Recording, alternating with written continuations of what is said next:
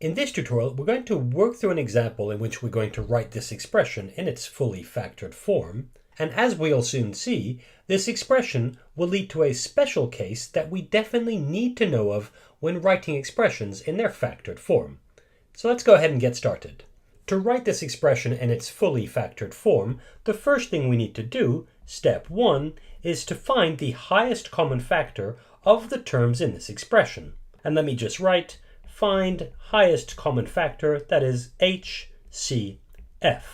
To do that, I start by writing each of these two terms as products of their factors. In other words, I write that this equals to 6m squared, which is 2 times 3 times m, minus 3m. Well, that's just 3 times m. And now that I've written each of these two terms as products of their factors, I make a note of, or underline, each of the factors that these two terms have in common. Looking at these, it doesn't take us too long to see that they both have a 3 and they both have an m. So the factors that these two terms have in common are 3 and m. So I can go ahead and write highest common factor, HCF, equals to 3 times m, or simply 3m. Now that that's done, I move on to step 2. And in step 2, we're going to write this entire expression in its fully factored form using the highest common factor 3m. So I'll just write factorize expression.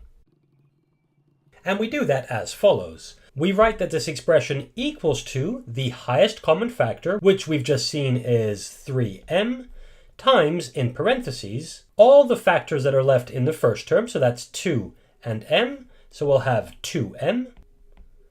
And we make a note of the operation in between the two terms, which is a minus, so I write minus all the factors that are left in the second term. And here's why this is a special case. We can see immediately that there are no factors left. Now, when this happens, the trick is to remember that we can always write 1 as a factor. In other words, I can add a times 1 at the end of this second term. In doing so, I'm not changing the value of the second term in any way, but I'm making sure that I have something left here. And now that that's done, I can add that 1 inside the parentheses. And we're done. And so that's the trick that we need to keep in mind when all of the factors of a given term have been underlined. We just need to remember to add a factor of 1 at the end here. And there we have it. That's it for this tutorial.